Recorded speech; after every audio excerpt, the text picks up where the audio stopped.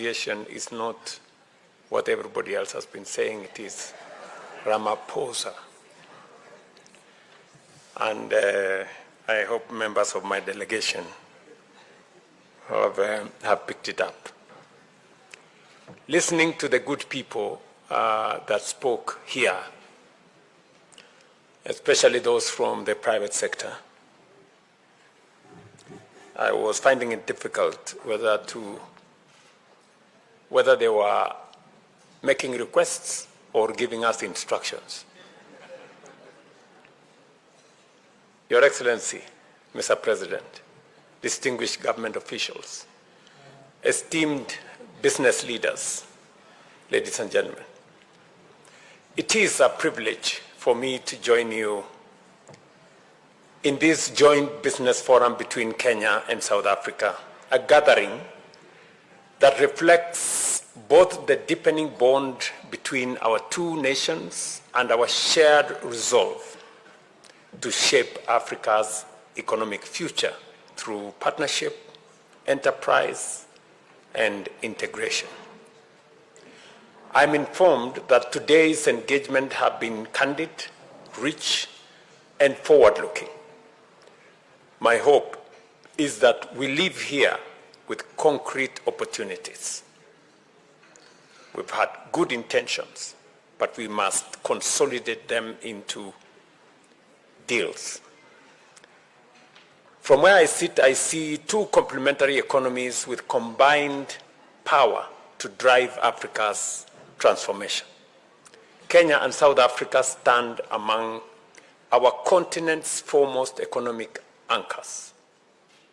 South Africa is one of Africa's premier industrial and financial powerhouses, while Kenya is the gateway to East and Central Africa that is propelled by a dynamic private sector, a thriving digital innovation ecosystem, and strategic infrastructure. Our partnership advances steadily across trade, investment, tourism, aviation, and most importantly, manufacturing, financial services, ICT, and logistics. Today, more than 60 South African companies operate in Kenya, in the banking sector, in insurance, retail, manufacturing, telecommunication, infrastructure, and some of them in real estate. South Africa remains among the leading sources of foreign direct investment in Kenya, even as Kenyan enterprises increasingly venture south in search of new markets and partnerships. In 2025, bilateral trade between our two countries reached approximately $680 million. This is meaningful progress, but it is also a measure of how much potential remains untapped. Kenya supplies tea, coffee, horticulture, cut flowers, and some manufactured goods, while South Africa supplies machinery, vehicles, pharmaceuticals, steel, and industrial inputs. Such complementarity is the very foundation for a deeper industrial cooperation and shared value chains. Ladies and gentlemen, the Africa Continental Free Trade Area is among the greatest economic opportunities of our generation. The platform that will turn fragmented markets into a single, competitive bloc capable of industrializing our economies, attracting investment, and creating jobs. Listening to the private sector actors break down what is going on at the East African community, what is going on at SADC, what is going on in COMESA, and the coming together of the three blocs through the tripartite agreement, which came into force But now we need greater implementation, acceleration actually of implementation. We have offered to host the headquarters in Kenya of the TFTA so that we can provide momentum and provide the ecosystem for the integration of our markets so that we can unlock this huge potential of 800 million people market. And we build, of course, into the bigger market of the Africa Continental Free Trade Area. Yet, intra-Africa trade remains far below global average. We've been given numbers here. Intra-Asian trade is at close to 60. Intra-European trade is close to 70. Intra-African trade is at 17. The region that has progressed the most in intra-regional trade is the East African community. But we're still way below where we should be. In other words, what the numbers tell us is we are struggling looking for markets very far from our continent, when actually the market in our continent is virgin.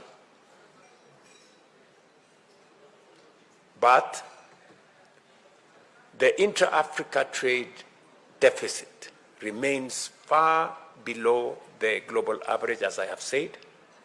And that is precisely why partnerships such as ours between Kenya and South Africa matters. Transformation begins right there. Together, our two nations command the financial strength, industrial capacity, entrepreneurial talent, and innovation ecosystem to power not just intra-Africa trade, but the transformation of our continent. We must move beyond conventional trade and deliberately build integrated regional value chains in manufacturing, agriculture, mining, logistics, pharmaceuticals, energy, digital services, and green industrialization. Listening to the actors here earlier, we seem to be speaking in compartments. We must make what happens in South Africa stimulate what happens in Kenya, and vice versa. And policymakers, President Ramaphosa and myself, can do so much. But where the rubber meets the road is at the business level. You are the people who can move numbers. You are the people who can move figures. Changing these figures requires the private sector. And that is why on a state visit like this, it doesn't end with government. We have made it deliberate and intentional that after we have signed all the MOUs, we have agreed on all the policy frameworks, the private sector must be the engine that brings the MOUs, the policies into reality. And I want to say I commend the steady cooperation under our Joint Commission for Cooperation and Joint Trade Committee, which remain vital platforms for resolving trade matters and advancing our shared agenda. We must now ensure full implementation of their outcome so that businesses and investors feel tangible benefits. Today's discussions reveal opportunity across every strategic sector. In manufacturing, Kenya's industrial parks, special economic zones, and export processing zones offer ready platforms for regional partnerships, serving African markets under the Africa Continental Free Trade Area. South Africa's strength in automotive production, pharmaceuticals, mining, chemicals, and steel complement Kenya's rise as a regional production and logistics hub. Let us collaborate boldly in the automotive assembly, mineral beneficiation, agro-processing, and green manufacturing. There are real and tangible opportunities there. In agriculture, our strengths are remarkably complementary. Kenya, a global leader in tea, horticulture, fresh produce, and dairy. South Africa, a master of food processing, logistics, and retail. This is complementary. Africa cannot keep spending billions in importing food while our own farmers and agro-industries stand ready to feed the continent. We must invest decisively in agro-processing, cold chain logistics, irrigation, packaging, and supply chains that connect African producers to African markets. Your Excellencies, Kenya and South Africa are also poised to shape Africa's digital future. Kenya leads the continent in fintech, mobile money, and digital financial inclusion, while South Africa hosts one of Africa's most sophisticated capital markets. Together, we can pioneer partnerships in artificial intelligence, cybersecurity, digital infrastructure, e-commerce, and cross-border payments. You already know that we have the Pan-African payment settlement system that can help business people across our continent not to be stuck with foreign exchange, challenges. That you can be paid in whatever currency, so long as our central banks are connected through the Pan-African payment system that is underwritten by Afreximbank. These are avenues that make trade, business, and enterprises move faster. Kenya is fast becoming a premier destination for global business services and business process outsourcing. With a young, educated, English-speaking workforce, competitive costs, robust digital infrastructure, and a time zoning bridging Europe, the Middle East, and Africa, Kenya is an ideal platform for scalable service delivery. I invite South African and multinational enterprises to make Kenya their regional global business service hub, uniting talent, technology, and market access under one competitive ecosystem. Infrastructure and connectivity remain central to unlocking intra-African trade. Kenya's port of Mombasa and the Lamu Port South Sudan-Ethiopia transport corridor link East Africa and Central Africa to global markets, while South Africa's world-class ports in Durban, Cape Town, Nkura, and Richards Bay anchor trade across the South. United, these corridors can strengthen East-South connectivity, expand intra-African trade under the Africa Continental Free Trade Area, and position both nations as logistics hubs for the continent. Closer cooperation in aviation, rail, warehousing, and cargo handling will sharpen the efficiency of trade across Africa. In this spirit, I commend the strategic partnership between Kenya Airways and South African Airways. Their success will not only connect our people, but also deepen trade, tourism, investment, and regional business integration. Governments can build enabling environment, set policy direction, and invest in infrastructure. But it is the private sector that drives transformation. Africa's future will be written by bold entrepreneurs, innovative firms, and strategic investors willing to back the continent's long-term promise. In the meeting we had in Nairobi, I think we made a very clear appeal to our private sector. Before we look for investors from Europe and America and Asia, the private sector in our continent must take the lead. Yes. You do not expect somebody from thousands upon thousands of kilometers to come to South Africa and appreciate and understand the nuances of what goes on here. It is you, the private sector here, who must take the lead, build alliance, build joint ventures, so that you can help us crowd in investments and bring others to invest in our region.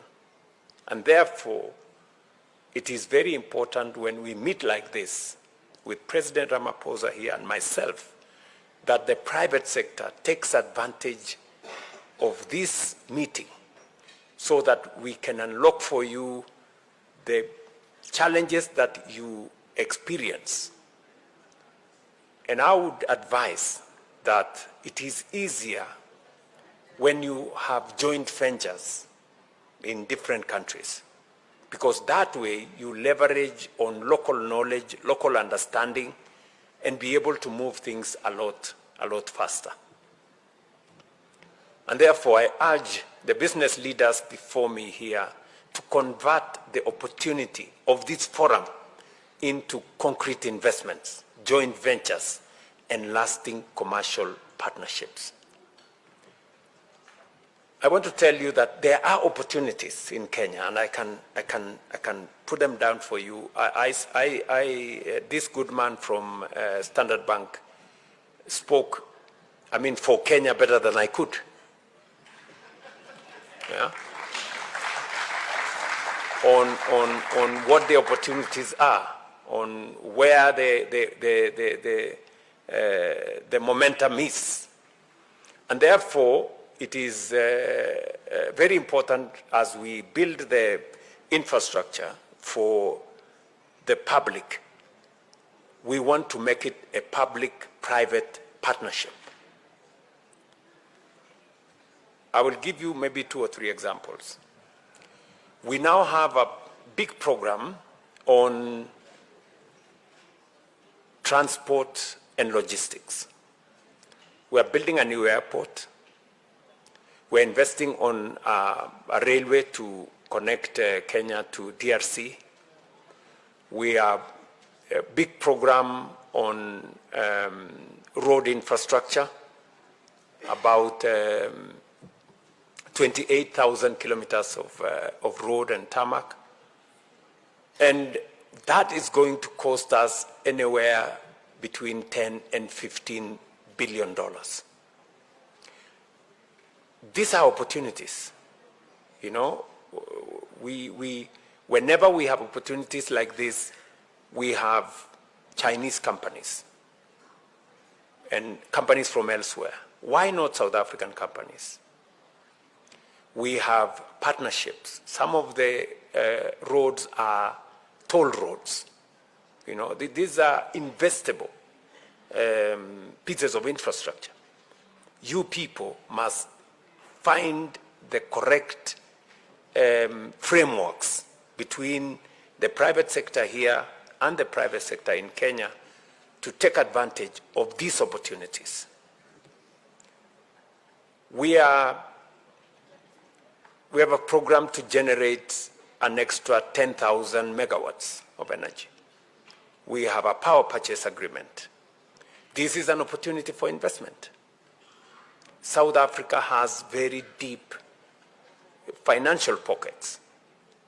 You can invest some of that money in these pieces of infrastructure. We are very good farmers in South Africa. We are looking for opportunity to do another 2.5 million acres under irrigation. We are investing.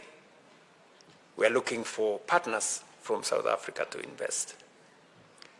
And the paradox sometimes is the private sector is stuck with a lot of money. They don't know what to do with it. On the other side, we are stuck with a lot of public projects and we don't have the money to do them. Just imagine. There is a whole pool of money sitting somewhere. You're looking for opportunities to invest. We are also stuck with projects. We are looking for people to invest.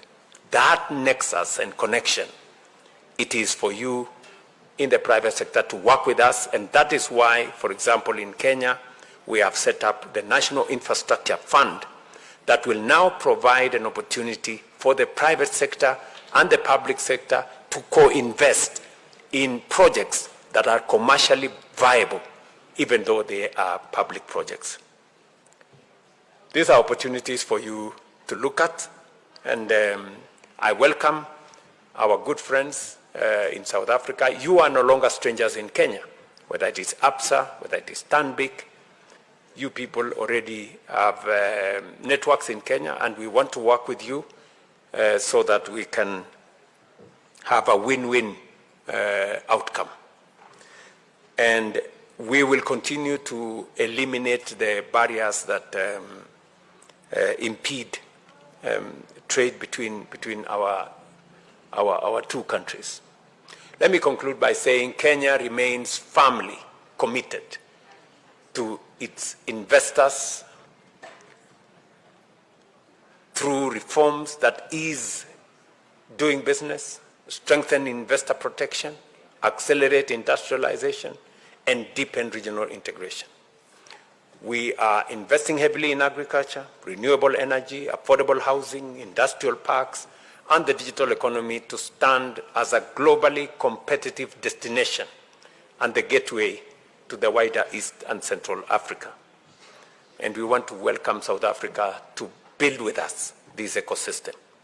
We also recognize the strategic value of closer collaboration among Africa's financial institutions, development finance institutions, pension funds, sovereign wealth funds, and private equity firms in mobilizing long-term capital.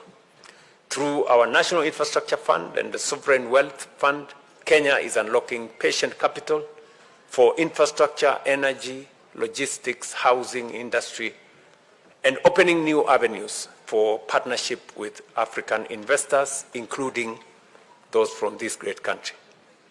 We are equally positioning ourselves as a competitive jurisdiction to domicile funds and cross-border investment structuring.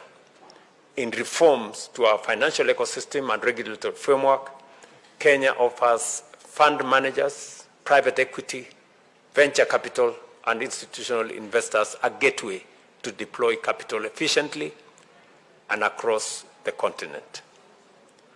Let me conclude by saying we have today again provided clarity, especially in the areas that was raised by the private sector here, in the areas of standards.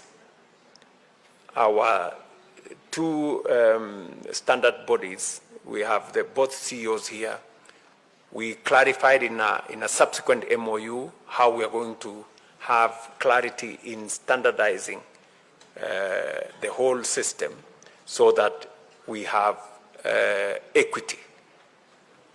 We have also agreed on how we are going to work with our institutions of higher learning so that again we can deal with the issue of recognition of qualifications, so that again the skills challenge that the gentleman Chate was talking about, we can again align that so that we can have mutual recognition of qualifications, both in Kenya and South Africa. And again, with President Ramaphosa, we did sign off an MOU today to exactly align ourselves around that. And we will continue to identify with your support and with your partnership areas that are still require some fine-tuning so that we can make it easier for all of us to be partners and to create a much more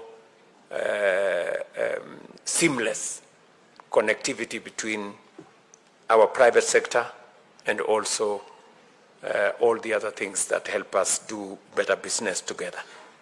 With those many remarks, thank you very much. Welcome to Nairobi. We will keep looking at what opportunities are there. Asante sana.